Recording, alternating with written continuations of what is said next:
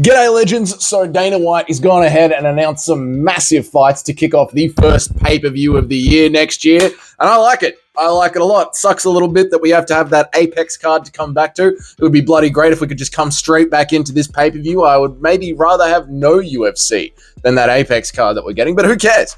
Who cares, right? Let's get straight into it, right? The Dagestani fighters, the Muslim fighters, the fighters of that area of that region, they want to get right into it before Ramadan, which I really, really appreciate. Let's see if Alex Pereira versus Magomed Ankalaev can get made before Ramadan as well.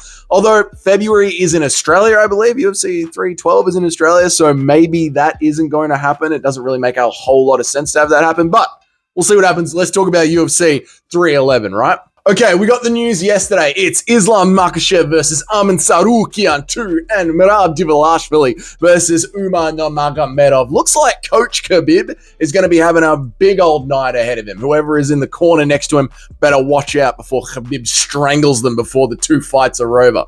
Now, the story of how Merab versus Umar, how that fight came together is actually kind of funny, right? Dana White said that Merab spoke to him yesterday and said that he was sick of Umar disrespecting him all the time, disrespecting Georgia. So it does look like the very mediocre and low level of trash talk that Umar did, that whole Dagestan region, they're not exactly known for their trash talk, are they? You know, like Islam is going to be fighting Dustin Poirier. He's like, I want a diamond instead of ruby.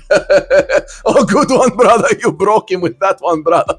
It's like these people aren't exactly Dricus Duplessis in there just destroying their opponents. But that level of trash talk, any level of disrespect, has gone and set Merab off. You know, we know how Merab is when he full-on rages out and wants to climb over the banisters and beat the hell out of someone. That's the mood that Umar has gotten Merab into. And it looks like Merab is going to be picking a fight with Umar. Now, at first, Merab was absolutely adamant on any social media platform that his phone would connect to that Umar didn't deserve a title shot. But here we are, right? Now, this does leave the doors wide open. It doesn't look like we're going to be getting that O'Malley rematch. Too bad for Sean. He sort of started bagging Georgia. And there's a good chance we're going to be getting Sean O'Malley versus Petr Yan too. Massive fight. Massive fight. Let me fix the camera. That's better. Massive fight. Sean O'Malley versus Petr Yan 2. Was the first fight a robbery? Has Yan gotten better? Did Sean fluke it? Has Sean gotten better? Or has he gotten worse? Let's face it, Sean O'Malley, the kid carries a lot of injuries. Yeah, there are questions in my mind about how fight number 2 is going to go. Now, let's kick over back to Merab versus Umar. Am I surprised at this? Not really, right? Merab is the kind of guy that is going to easily jump a fence just because some bloke in the crowd wasn't clapping hard enough when he whips out the Georgian flag, okay? We know Merab is very easily offended. He's very short. He's got little man syndrome. He doesn't like people who don't clap loudly when he passes by. Everything sets Merab off. And Merab, he's the type of guy. I heard this story once on the grapevine, right? In Georgia, there was this barista, this coffee maker at a Georgian Starbucks. And when he handed Merab his coffee, he didn't say, have a nice day to him. And apparently that barista hasn't been seen to this day. You know, I'm not saying I know what happened, but Merab felt disrespected by that barista. Yeah. And we're still wondering where he is. As for the fights themselves, do I think that Umar really deserves this fight? No, he should have fought one more up-and-coming contender. But when you have a Nurmagomedov name, that is like being Irish in the UFC. That's like being from Cage Warriors. Like there is a certain amount of marketability that comes with that. And we all know in the UFC, if you have marketability, you have the privilege that it needs to get these fights. So I can understand why Merab was like, I don't really want this fight.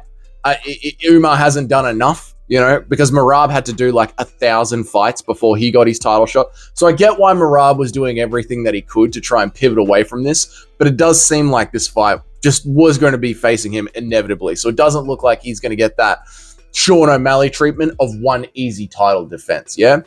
Now, as far as the fights themselves, I love the fights. You know, usually January, it's a bit of a dead month. Usually the pay-per-view in January is a little bit dead. Usually we'll go to somewhere like Canada or maybe just have a sort of business as usual sort of pay-per-view in Las Vegas. But the January card is always a very, very low effort, low energy. Obviously, a lot of fighters don't want to fight don't want to cut weight over the Christmas break. But this is one of the great things about having so many Muslim superstars in the UFC, right? You know, that we don't have to worry about Ramadan over Christmas. Yeah, we can just enjoy them over Christmas. So there's a chance that from now on, as we're getting more and more of this Muslim come up in the UFC, we're going to get good fights in January now. However, on the flip side of that, it does mean that they need an opponent. You know, these Muslim fighters, they're not exactly Kai Kara France versus Steve Ercik. Two people from the same region that are happy to go ahead in the spirit of good fun and competition. You know, everything has to be about war and respect, brother.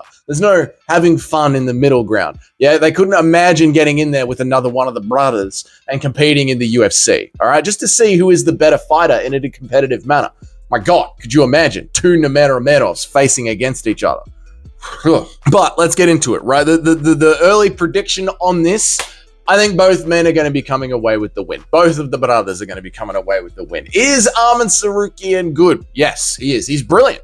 He's really good. He's really good. Is he good enough to beat Islam Makhachev this time?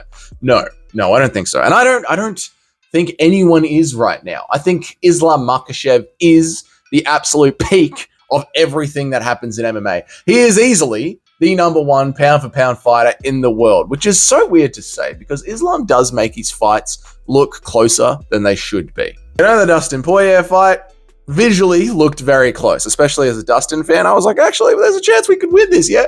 And then Islam Makhachev versus Alexander Volkanovski won, yeah? And Alexander Volkanovski did very well. He has not exactly got the clean run that Khabib has done, but he does still easily feel like the number one pound-for-pound fighter in the world. And to a lot of the MMA community, myself included, they would consider giving Charles Oliveira the win over Arman Tsarukyan. So without even watching any really like close-eyed, you know, split-screen, side-by-side fights, I do think Islam Makhachev is going to get the win here over Arman Tsarukyan. And when it comes to Umar versus Merab, I think there is a reason that Merab has been trying to duck him, and it's not just jealousy, yeah? You know, it's not just because he insulted him so much that he's got to go back to the fence jumping. I think Merab knows, I think a lot of the MMA community know, that anything that Merab can do, Umar can probably do better. You know, we know that Merab is going to try and spam 25 to 50 takedowns during the fight, one takedown per minute. I don't think that's going to bother Umar. You know, which means Umar is going to be able to use his defensive, offensive, anti-grappling. The uppercuts, the knees up the middle, the hooks getting out of the takedown, the sprawling, getting back on top. And then maybe Umar's the one on top. He gets the back. Maybe he's the one latching up and looking for submissions. I think Umar is going to be just as comfortable in that takedown game as anyone. Yeah, these Dagestanis, especially the Dagestanis, not just Muslim fighters, but the Dagestanis, they do not allow themselves to be taken down. They simply do not. And Merab's game is not even to complete takedowns. Merab's game is to push you up against the cage, hold you there in an awkward position, and then knee you in the thigh as much as possible, and then let go and reinitiate another takedown and try and get a few more knees. Umar's not going to allow that to happen, mate. He's going to know how to spin, sprawl, wriggle, get out of that position, end up back in range with Merab. And then when they're on the feet, in range, striking. He's a speedy little Taekwondo magician, mate. You know, he's going to be able to leg kick, body kick, head kick. He's going to kick the absolute shit out of Merab. Yeah, Merab is trying to spam these takedowns. They're going to be working less and less and less as Umar is just kicking wherever he wants. Eventually, Merab's going to be giving up on spamming so many takedowns, standing in space with Umar, and Umar is going to end up finishing him off on the feet. I do believe Umar is going to get this done. There is going to be an Umar Nurmagomedov. There is going to be Islam Makhachev. There is going to be Bilal Muhammad. There is going to be Khamzat Chimaev in 2025. There's going to be Magomed Ankalaev. We're looking at a full-on brother takeover in 2025. I don't know if Movzar is going to work his way to the title in 2025, but it is going to be the year of the brother. We need Ilia Topuria to stand up strong and defeat one of them. Just one. We need one win somewhere here. Oh, please, Ilia, don't give up on us now, mate. All right, we can do this, Ilia.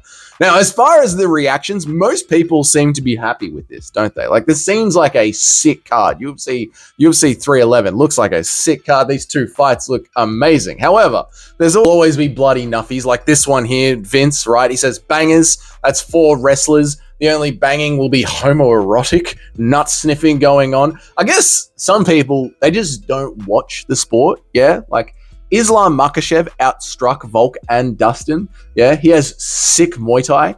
Arman Tsarukyan is very, very well-rounded. Umar is a phenomenal striker.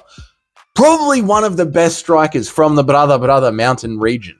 Out of these 4 fighters, the only boring one is Merab. So that kind of a take, if you're looking at this fight and you're going, oh, this is just going to be a top 4 wrestle fest. No.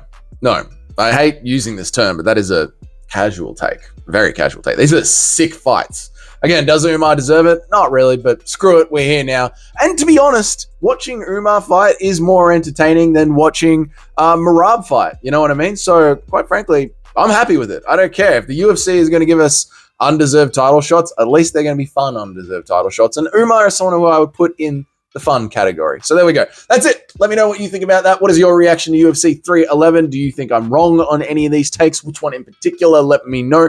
And let me know, out of those 2 fights, who do you think is going to win? Do you think it's going to be Umar? Do you think it's going to be Merab? Do you think Arman Tsarukyan has a chance? Oh, interesting questions. Let me know about it down there in the comments. If this is your first time here, g'day, my name is Dougie. I make an MMA video every single day of the week. Tomorrow's Saturday, so I'm not making a video tomorrow. But usually I make a video every single day of the week. And I go live about 3 times a week. If you want to know when I go live, hit the notification bell next to the sub button and you'll know when I go live. And if you guys are already on board with the channel, thank you. I appreciate it. Have a great weekend.